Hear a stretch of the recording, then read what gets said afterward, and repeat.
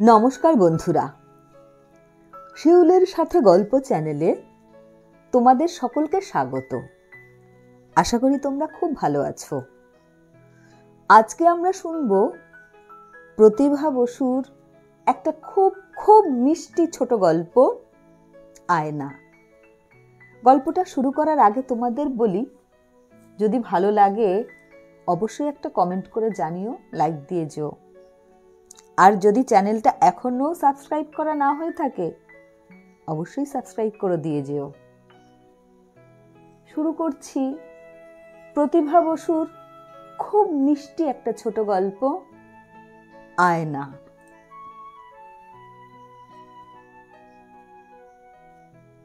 দিদিমার মুখের দিকে তাকিয়ে থাকতে থাকতে 13 বছরের নাতনি উজ্জয়িনী বলে উঠল, দিদান, তুমি যখন আমার মতো ছিলে তখনও কি তুমি এতই সুন্দর ছিলে? একথা শুনে কাজকর্ম ফেলে পরমা দেবী নাতনিকে আবেগের সঙ্গে চুমু খেলেন। বললেন, আমার মিষ্টুনি পাখি, তখন যে আমার তুমি ছিলে না, তাই কেউ কখনো আমায় সুন্দর দেখেনি। তারা কি বলেছে? বলেছে অমুক বাবুর শ্যামলা রঙের রোগা মেয়েটা তো বেশ গান করে। এ মা, তারা কি খারাপ? কেন? তোমাকে বলেছে শ্যামলা রঙের রোগা মেয়ে? তাদের কি চোখ ছিল না? মিথ্যে বলেছে নাকি? খুব মিথ্যে, ভীষণ মিথ্যে। তুমি তখন এখনকার চেয়েও বেশি সুন্দর ছিলে। ঠিক বলেছ? তোমার দিদান ছিল না? ইস, কি কষ্ট! যাদের দিদান নেই তাদের জন্য আমার দুঃখ হয়। দিদান, শোনা, তুমি তখন কি গান করতে? ভুল সুরে রবীন্দ্রনাথ, অতুল প্রসাদ, ডিএল রায়? যা যা, কেন ভুল সুর বললে কেন? পদ্মার ওপারে থাকতুম যে, যার নাম এখন বাংলাদেশ, ওটা ছিল পূর্ব বাংলা, আর এটা হলো পশ্চিম বাংলা। পশ্চিম বাংলা থেকেই তো গানগুলো যেত। যেতে যেতে পদ্মা পার হয়ে সুরগুলো সব জলে বাতাসে ভিজে উড়ে অন্যরকম হয়ে যেত। উজ্জয়িনী হাসতে হাসতে গড়িয়ে পড়ল, গলা জড়িয়ে ধরল, তারপর বলল, আর কি করতে? লুকিয়ে লুকিয়ে খুব উপন্যাস পড়তুম। লুকিয়ে? কেন? তা নইলে সবাই বকতো, বলতো পাকা হয়ে যাবে, লেখাপড়া হবে না। স্কুলে যেতে? তা তো যেতেই হতো। ভালো লাগতো? একটুও না। কেন? লেখাপড়ায় ভালো ছিলুম না, তার মধ্যে সুধাদি নামে একজন টিচার একদিন খুব অপমান করে দিলেন। অপমান? তোমাকে? উজ্জয়িনীর চোখ লাল। কি অপমান করলেন? পুজোর ছুটিতে সব মেয়েদের একটা ভ্রমণ কাহিনী লিখতে বলেছিলেন। ছুটির পরে যখন স্কুল খুলল সবাই দেখালো, আমিও দেখালাম। আমারটা দেখে উনি গরম গলায় বললেন, এই মেয়ে, চুরি করে লিখেছ কেন? বলল। তারপর? আমি তো একটু বোকা বোকা ছিলাম, ভয় খেয়ে তো করছিলাম। সুধাদি গলাটা আরো একটু চড়িয়ে বললেন, আবার ন্যাকামো হচ্ছে? তুমি বলতে চাও এটা তোমার নিজের লেখা? এই বলে খাতাটা ছুঁড়ে মারলেন আমার দিকে। উজ্জয়িনীর চোখে জল এসে গেল। তখন তখন তুমি কি করলে? লজ্জায় দুঃখে অপমানে বসে রইলাম মাথা নিচু করে। আরও রেগে বললেন, ওঠো, দাঁড়িয়ে থাকো, প্রতিজ্ঞা করো আর কখনো চুরি করে লিখবে না, অথবা বড়দের কাউকে দিয়ে লেখাবেও না। কি সাংঘাতিক! তোমার সেই টিচারটা এখন কোথায় বলো তো? কি করবে? মারবে নাকি? তুমি কেন তখন ঝগড়া করলে না? কি ঝগড়া করব? বলবে তো ওটা তোমারই লেখা। তা বলতেও আমার অপমান লাগছিল। কেন? যা সত্য তা তো সত্যই। যা সত্য তা সত্য বলেই প্রমাণ করতে আমার খারাপ লাগছিল। আমাকে কেউ মিথ্যাবাদী ভেবেছে, এর চেয়ে বড় কষ্ট আর কিছু আছে নাকি? ও আমার দিদান, ও আমার দিদুয়া। উজ্জয়িনী তার দিদানের মুখে মুখ ঘষল। তারপর কি হলো জানো? পরমা দেবী তার প্রস্ফুটিত কমলের মতো সুন্দরী নাতনির ঘন কালো চুলে হাত বুলালেন। কি হলো? স্কুল ছেড়ে দিলাম। ছেড়ে দিলে? বেশ করলে। আর ভাবলাম। কি ভাবলে? যখন বড় হব, যখন আমার খুব নামডাক হবে, ও মা, তখন থেকেই বুঝি জানতে যে তোমার খুব নামডাক হবে? জানতাম না, ওরম ভাবতে আমার খুব ভালো লাগতো। তখন যদি কখনো সুধাদিকে দেখি, একটা কথা বলবো না, ভয় পাবো না, এক ঝটকায় মুখ ঘুরিয়ে নিয়ে বলবো, একে তো আমি চিনি না, মাত্র এই। তারপর কি হলো শোনো। বেশ কয়েক বছর আগে ঠিকই একদিন একটা সভায় দেখি সামনের আসনে সুধাদি বসে আছেন। আমাকে জোরজার করে ওই সভার লোকেরা নিয়ে গিয়েছিল। অনেক আগডুম বাগডুম বক্তৃতাও দিতে হয়েছিল। সভা ভাঙতে দেখি কি পড়িমড়ি করে উঠে আসছেন সুধাদি। বেশ বয়স হয়েছে, অনেক চুল পেকেছে। এসেই দুই হাতে জড়িয়ে ধরে বললেন, আমি সুধাদি, সেই যে তুমি আমাদের স্কুলে পড়তে, মনে নেই? আমি তখনই জানি এই মেয়ের একদিন হবে। তখন তুমি কি করলে? উজ্জয়িনী উত্তেজিত, খুশিতে ডগমগ হয়ে বললাম, ও মা, সুধাদি! এই বলে অটোগ্রাফ খাতা লেখাবার ছেলে মেয়েদের ভিড় সরিয়ে তাড়াতাড়ি প্রণাম করলাম। প্রণাম করলে? আমার মনে যে ততদিন কোনো রাগ ছিল না, ততদিনে সব তো স্মৃতি হয়ে গেছে। স্মৃতি হয়েছে তো কি, তা বলে প্রতিশোধ নেবে না? স্মৃতিরও তো বয়স আছে একটা। ঘটনাটা ঘটেছিল আমার 12 বছর বয়সে। দেখা হলো তার 30 বছর বাদে। এই সুধাদি আমাকে তখন আমার 12 বছরের কৈশোরে নিয়ে গেলেন যে, কত ভালো লাগলো আমার। শুনলাম দেশ বিভাগের পরে কলকাতা এসে খুব কষ্টে পড়েছেন। আত্মীয় নেই, স্বজন নেই, বিয়েও করেননি। বেশ হয়েছে, তোমাকে ওরকম বলেছিলেন বলেই ভগবান এই সাজা দিয়েছেন। আমার কাছে কোনো সিম্প্যাথি পাবে না। উজ্জয়িনী রীতিমতো গম্ভীর। একটু পরে, দিদান, বলো। কি তুমি সারাক্ষণ কাজ করো, শোনো না। শুনছি তো। না, তুমি ওটা রাখো। চালে যে বড্ড কাকর সোনামণি, না বাছলে খাবার সময় দাঁতে পড়বে না? পড়ুক, তখন দাঁত ভেঙে যাবে না? ভাঙুক। এমন ডালিম দানার মতো দাঁত যদি ভেঙে যায়, আমি তো তবে কেঁদেই মরে যাব।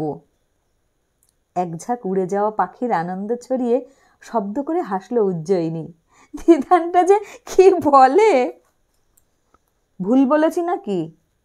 আমি আয়না দিয়ে দেখেছি, আমার দাঁত খুব বিচ্ছিরি। সবচেয়ে সুন্দর তোমার দাঁত। তা তো ঠিকই, তোমার গায়ের গন্ধও খুব সুন্দর।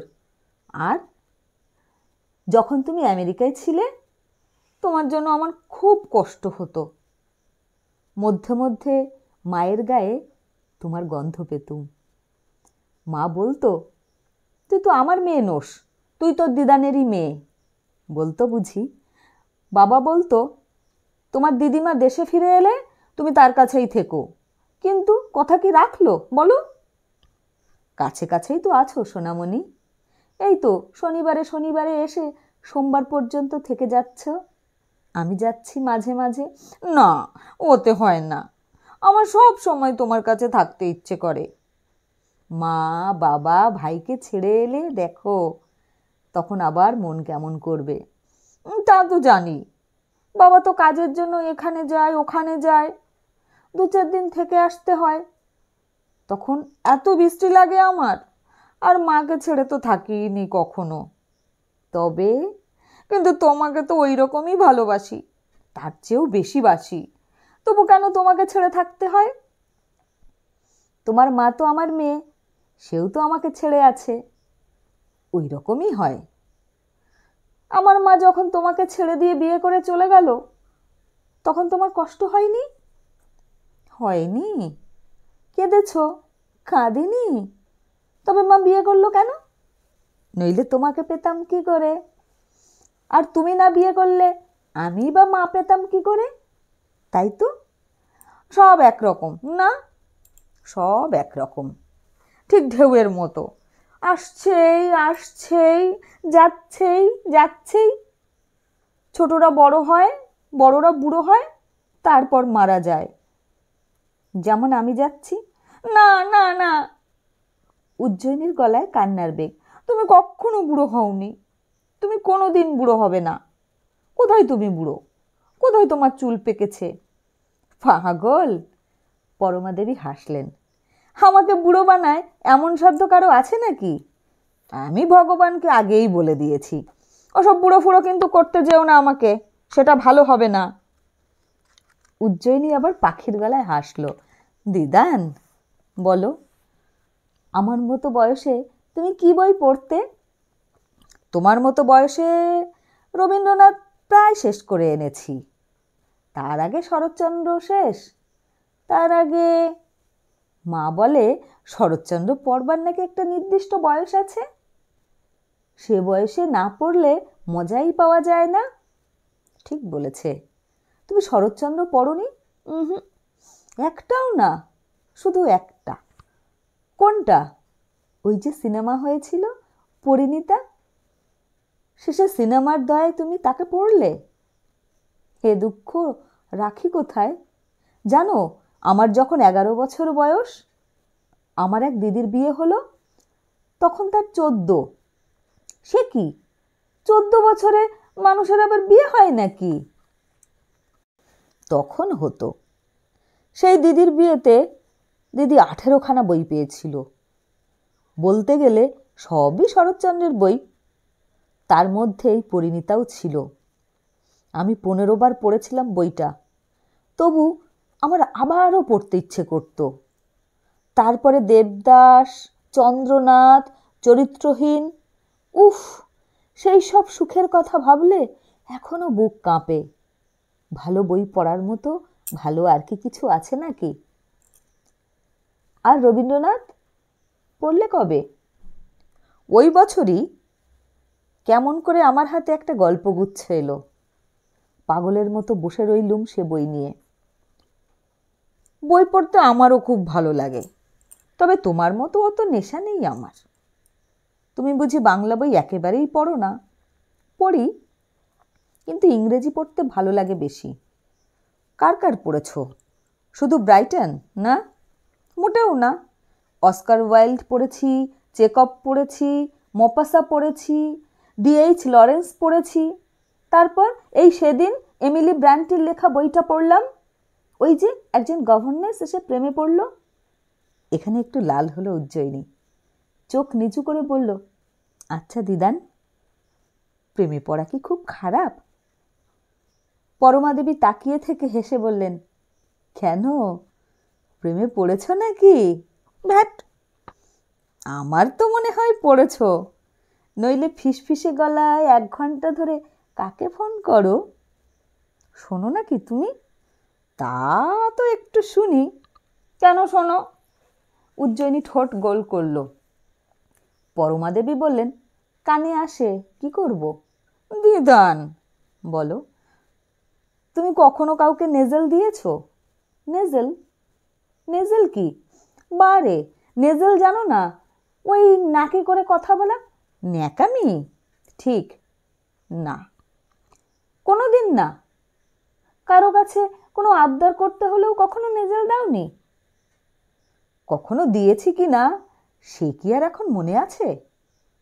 তবে কি মনে আছে? কি তুমি শুনতে চাও? যখন আমার সমান বয়স ছিল তোমার, ইয়ে মানে ইয়ে তোমার হার্টথ্রব কে ছিল? হার্টথ্রব? ও, পরমা দেবী শব্দ করে হাসলেন। সে তো বহুকাল আগেকার কথা, চিন্তা করতে হবে একটু। মানুষ খুব ভুলে যায় না? তা তো যাই, অথচ তখন মনে হয় ও ছাড়া কিছু ভালো না। সর্বনাশ! বলো দেখি, এর মধ্যে কবার আছাড় খেয়েছ? আমার ফার্স্ট হার্টথ্রবকে তো তুমি দেখেছো, মনে নেই? সেই যে যোধপুর পার্কের ফেল করা ছেলেটা, যার জন্য আমি কিছুতেই ওই বাড়িটা বদলাতে চাইনি। মা বাবার কাছে কত কান্নাকাটি করেছি। ও, সেই সোমেনটা তোমার ফার্স্ট হার্টথ্রব? তখন তো তুমি বেশ ছোট ছিলে। কত বয়স? 12। কেন, 12 বছরে বুঝি ওরকম হয় না? কিন্তু আমি তো ইচ্ছে করে কিছু করিনি, নিজে থেকেই তো কীরকম হলো।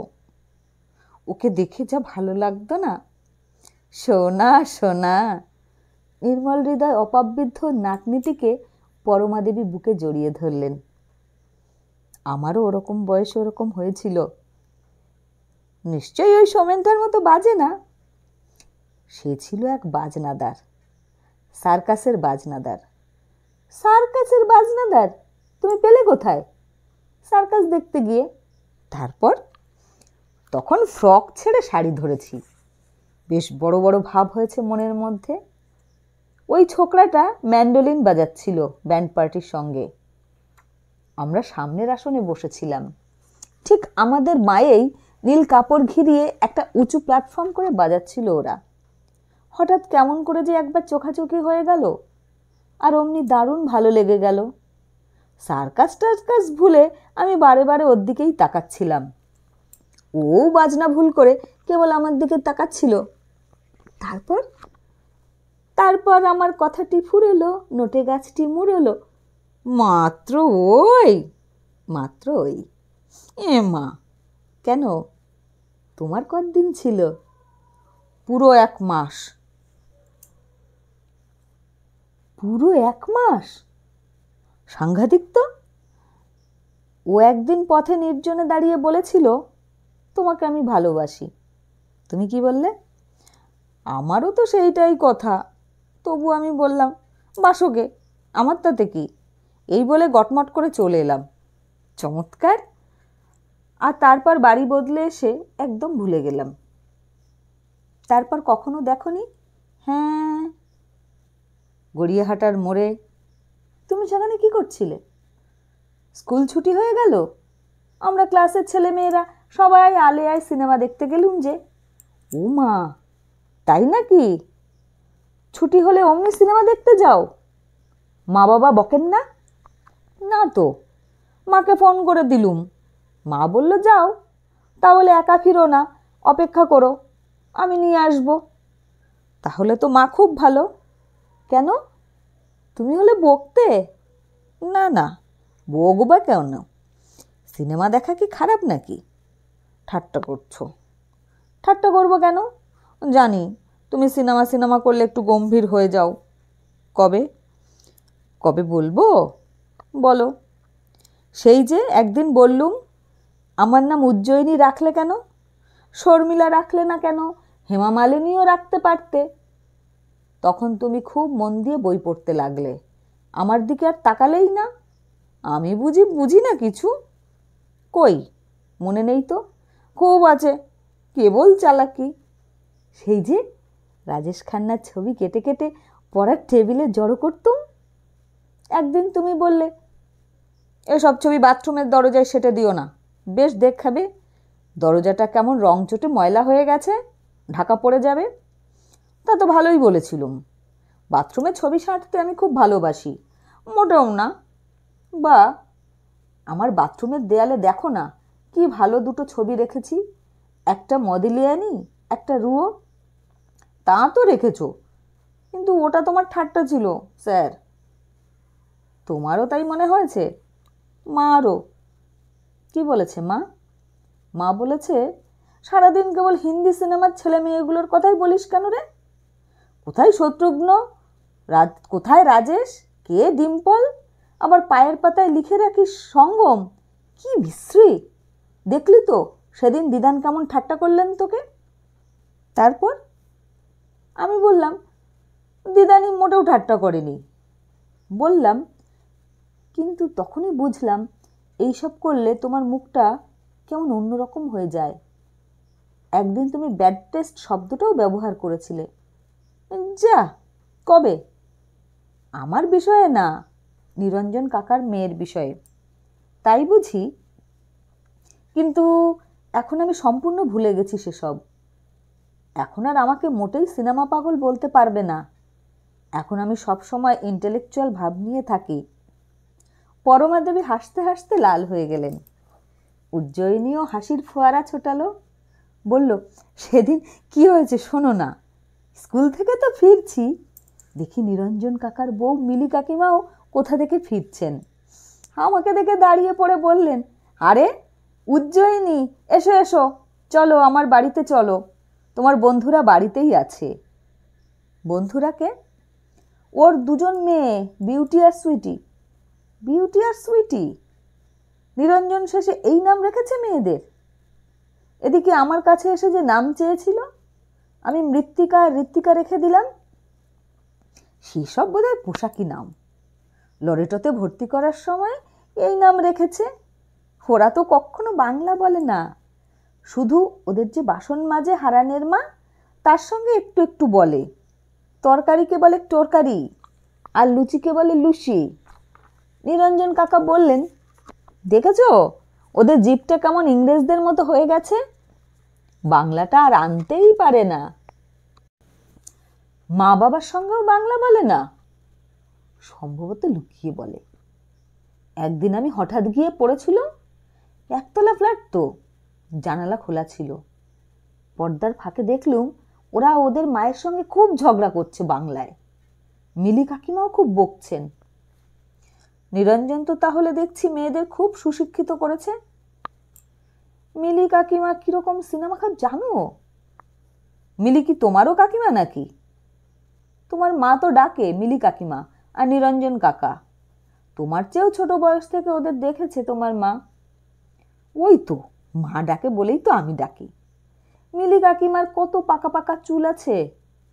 আমাকে বাড়িতে ডেকে নিয়ে গিয়েই বলেন, কি বলো, সিনেমার খবর বলো, রাজেশ তো বিয়ে করে ফেললো, ডিম্পলের তো বাচ্চা হবে। আরে ওই বাচ্চাটা হবে বলেই তো বিয়ে করতে বাধ্য হলো। বাবা, সুইটি বিউটির যা মন খারাপ, প্রায় নাওয়া খাওয়া ত্যাগ। তুমি কবে নামছো? তুমি তুমি সিনেমায় নামবে নাকি? পরমা দেবী সচকিত। হ্যাট, দিদানটা যে কি, আমি নামবো কেন? মিলি কাকিমা দেখা হলেই ও কথা বলেন। তুমি কি বললে? আমি তখন ভুরু কুঁচকে বললাম, তাই নাকি, কিন্তু আমি আবার কোথায় নামবো? মিলি কাকিমা বললেন, তুমি দেখছি কিছুই খবর রাখো না। আমি সব কাটিং রেখে দিয়েছি, কবে বিয়ে হলো, কেমন করে হলো, কে কে এসেছিল, রাজেশের আসল প্রেমিকা কত কাঁদলো। কিন্তু তুমি নামছো কবে সেটা আগে বলো দেখি। আমিও তো তাই জিজ্ঞেস করছি, কোথায় নামবার কথা বলছো? আহা ন্যাকা। সুইট ইংরেজিতে এসে এগিয়ে বলল, যেন জানো না, বোঝো না, এই চেহারা নিয়ে আবার মানুষ কোথায় নামে? সিনেমায় গো, সিনেমায়। হলো? এই সময় আমি পুরো ইন্টেলেকচুয়াল ভাব দিয়ে বললুম, সিনেমা? যাকগে, বাড়ি যাই, মা ভাববে। তারপর তারপর সত্যি আমি বাড়ি ফিরে এলুম। আমার খুব বৃষ্টি লেগেছিল সেদিন ওদের। সেই থেকেই ঠিক করেছি আর সিনেমা সিনেমা করব না, ভালোও লাগে না আজকাল। তাহলে সেদিন কি সিনেমা দেখলে আলেয়ায়?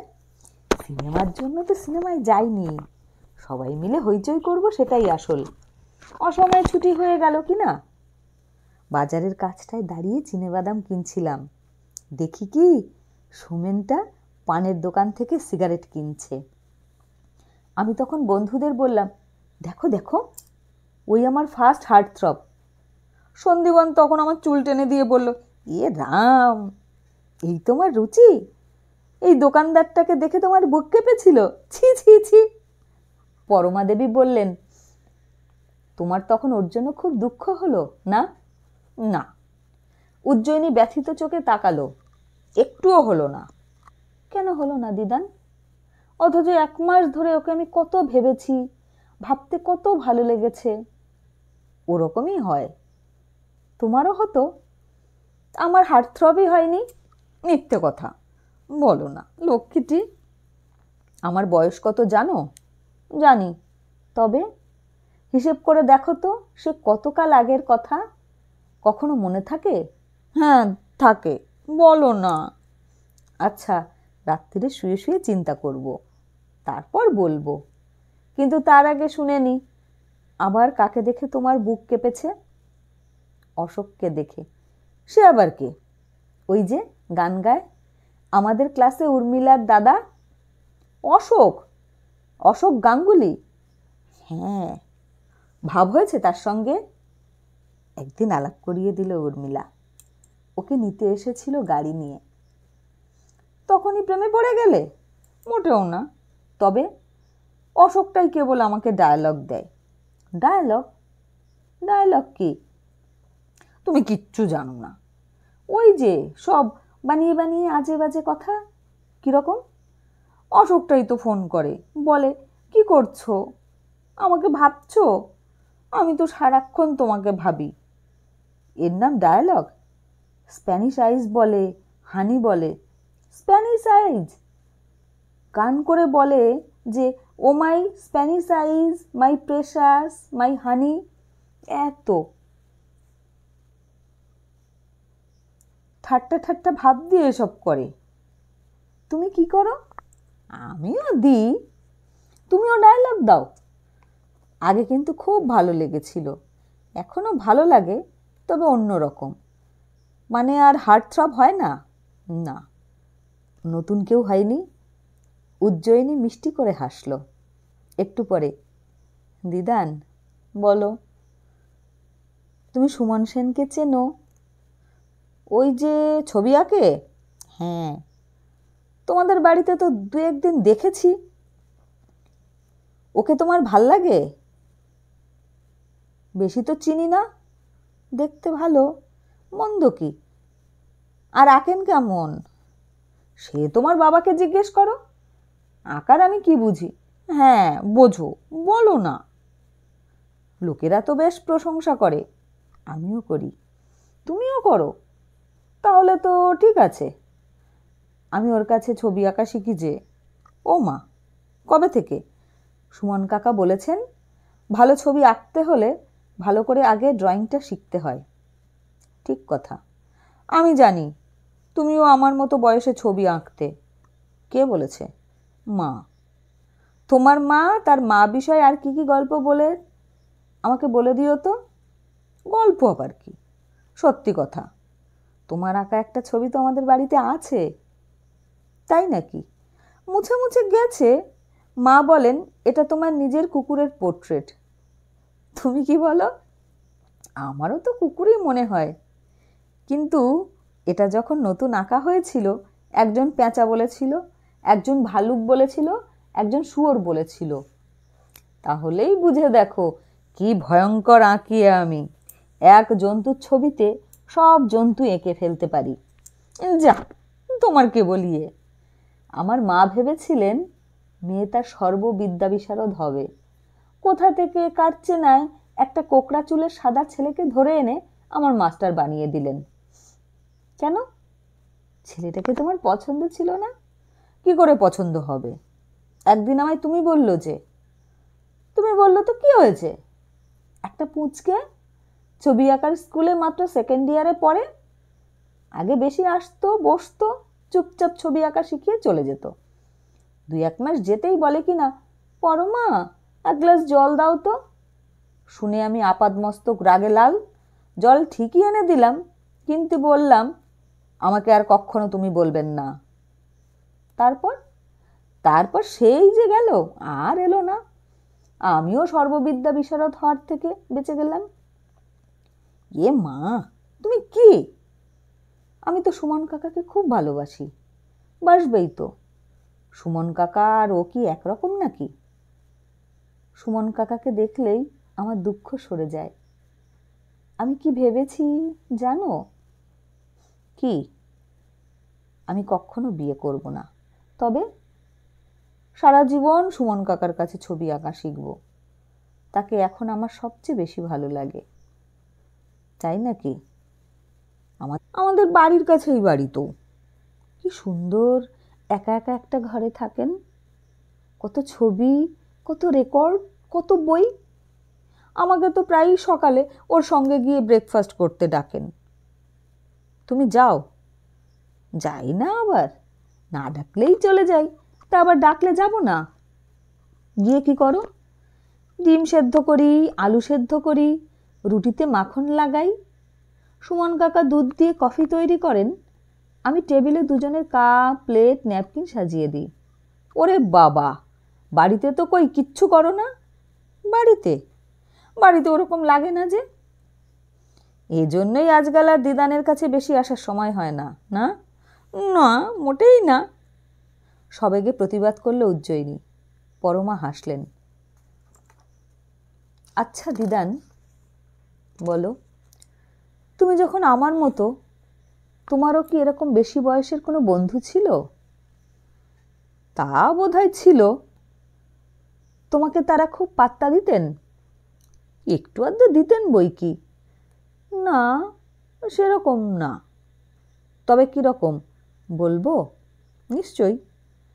ধরো, তোমার থেকে যে প্রায় 20 বছরের বড়, অথচ তোমাকে সঙ্গী পেলে আর কারোকে চায় না, কিছু চায় না। তুমি যা বলো তাই শোনে, তাই করে, তোমার জন্যই। চাল বাছায় হাত থামল পরমা দেবীর। একটি গাঢ় সন্ধ্যার ধুধু স্মৃতি মনে পড়ল তার। মফস্বল শহরের নিস্তরঙ্গ জীবনে সেই সন্ধ্যাটি বেশ বড় রকমের একটু ঢেউ তুলেছিল সেদিন। বাংলাদেশের একজন বহু মান্য অতিথি তাদের ঘরে পদার্পণ করেছিলেন। পরমার দিকে তাকিয়ে বলেছিলেন, তোমার সঙ্গেই দেখা করতে এলাম। আমার সঙ্গে? পরমা উত্তেজনায় বড় বড় নিঃশ্বাস নিচ্ছিলেন। এর চেয়ে আশ্চর্য ঘটনা আর কি হতে পারে? আমার অনুমান যদি মিথ্যে না হয়, তাহলে তুমি নিশ্চয়ই দিলদারের ছাত্রী। পরমা নিঃশব্দে মাথা নাড়লেন। দিলদার আমার বন্ধু।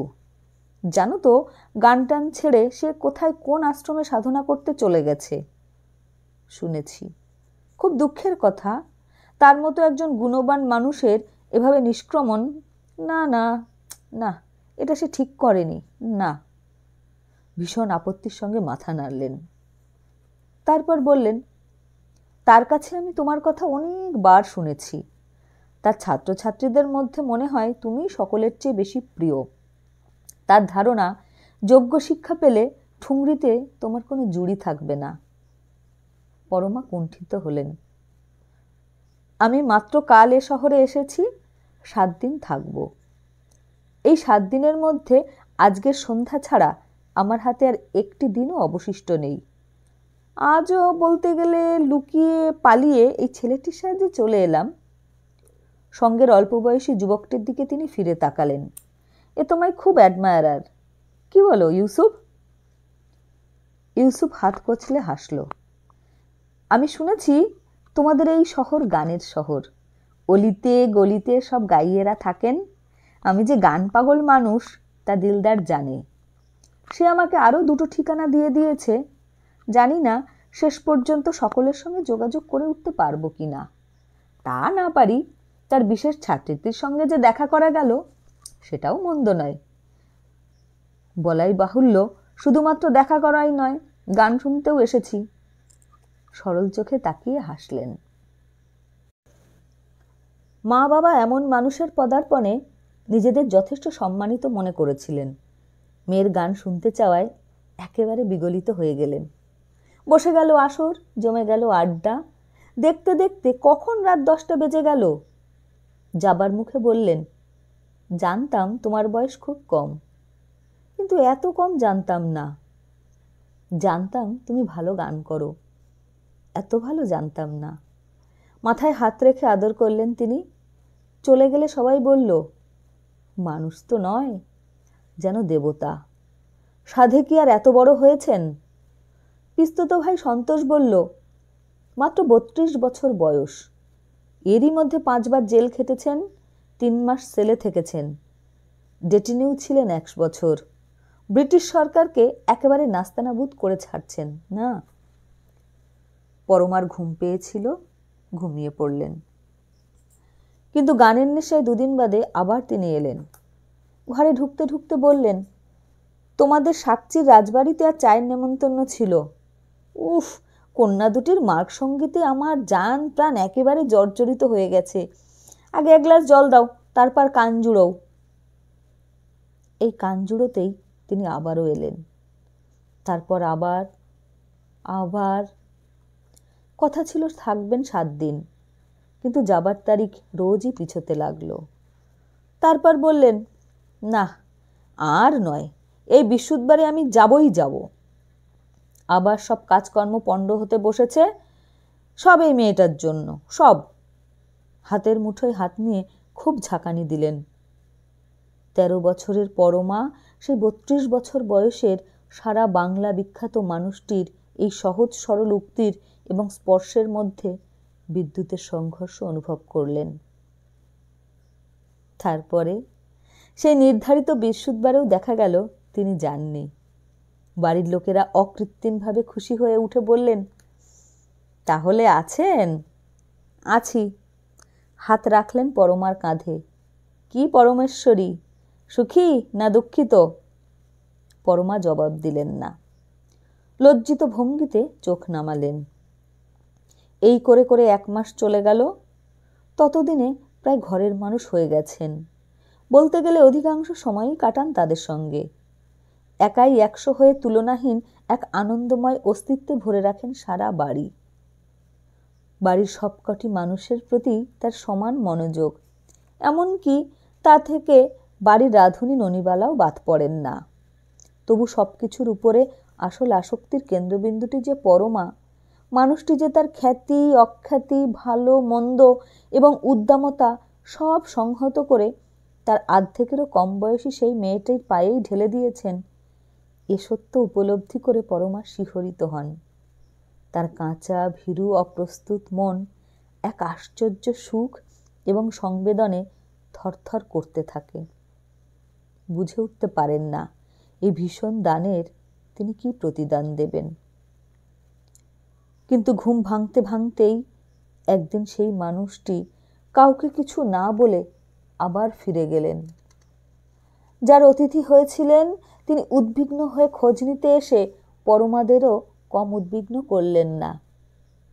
বললেন, নিশ্চয়ই পুলিশে ধরেছে। চট্টগ্রাম অস্ত্রাগার লুণ্ঠনের জন্য যা ধরপাকড় চলছে শহরে, ওর পেছনে তো টিকটিকে লেগেই আছে 12 মাস। শুনে পরমা কেঁদে ফেললেন। কয়েকদিন যে কি মন খারাপ হয়ে থাকলো। তারপর যখন প্রায় শান্ত হয়ে এলেন, তখন চিঠি পেলেন একটি। পরমেশ্বরী, শোনো, বিদায় নিয়ে না আসার জন্য রাগ করো না। ওই বিদায় টিদায় নিতে গেলে আর জীবনে ফিরে আসতে পারতাম না। কয়েকটা দিন তোমার সংস্পর্শে ভারী সুন্দর এক পবিত্র সংবেদে সময় কেটেছে। আমি সেজন্য কৃতজ্ঞ। কিন্তু কার প্রতি, তোমার না ঈশ্বরের, ঠিক বুঝে উঠতে পারছি না। আসলে অত্যন্ত অস্বাস্থ্যকর এক আকর্ষণে জড়িয়ে পড়েছিলাম বলেই পালিয়ে এলাম। আমি বড় অস্থির চরিত্র। আমাকে কোনো রকমেই নিষ্ঠাবান লোক বলা চলে না। কিন্তু নিষ্ঠার যে কি স্বাদ তা আমি অনুভব করেছি। আপাতত সে নিষ্ঠা একটি জায়গায় বন্ধক রেখে আসার দরুন আমার নিজস্ব কর্মকাণ্ডে ঠিক আগের মতো উন্মাদ আগ্রহে ঝাঁপিয়ে পড়া যাচ্ছে না। তাই কিছুকালের জন্য দেশ ভ্রমণে বেরিয়ে পড়েছি। আশা করছি হারানো সম্পদ ঠিকই আবার হাতের মুঠোয় পেয়ে যাব। ভালো থেকো। মা বাবা কেমন আছেন? তুমি? দিদান, কি ভাবছো এত? ভাবছিলাম নাকি, আবার জিজ্ঞেস করছো? পিছু হেঁটে হেঁটে অনেক দূর চলে গিয়েছিলাম যে। কত দূর? পরমা হাসলেন। প্রায় পূর্বজন্মে। কি দেখলে? সব ঝাপসা। বলো না। তুমি কি বলছিলে সেটা শেষ করো দেখি। আমি কি বলছিলাম? বুঝেও না বোঝার ভান করল উজ্জয়িনী। পরমা বললেন, সেই 20 বছরের বড় একজন বন্ধু। না, আর বলবো না। থেমে হেসে, আচ্ছা বলি। কানের কাছে মুখ এনে, এই যে সুমন কাকা আমাকে এত ভালোবাসেন আর আমার তাকে এত ভালো লাগে, এর নামই কি সত্যিকারের ভালোবাসা? পরমা স্পষ্ট করে বললেন, না। তবে এটা কি? এটা তোমার গন্তব্যে পৌঁছবার অনেকগুলোর মধ্যে একটা তীরক্ষেপ। তারপর একদিন আসল তীরন্দাজকে চিনতে পারবে। তুমি পেরেছিলে, পারিনি। বলতে বলতেই একটা অকথ্য কষ্টে বুক ভরে গেল পরমার। চোখ ছাপিয়ে জল এলো। তাকিয়ে উজ্জয়িনীর বুকের ভিতরটাও মুচড়ে উঠল সমান কষ্টে। দিদান তার জীবনে যে কেমন তীরন্দাজ চিনে নিয়েছিলেন তা কি সে জানে না? কি বোকার মতো প্রশ্ন করেছে। কিন্তু ম্যাজিকের মতো কোথায় চলে গেল সে অব্যর্থ তীরন্দাজ? কোথায়? মানুষ কোথায় যায়? কেন যায়? কেন কেন? দুহাতে দিদিমাকে জড়িয়ে ধরে সেও ব্যাকুল কান্নায় ফুঁপিয়ে উঠল। নমস্কার।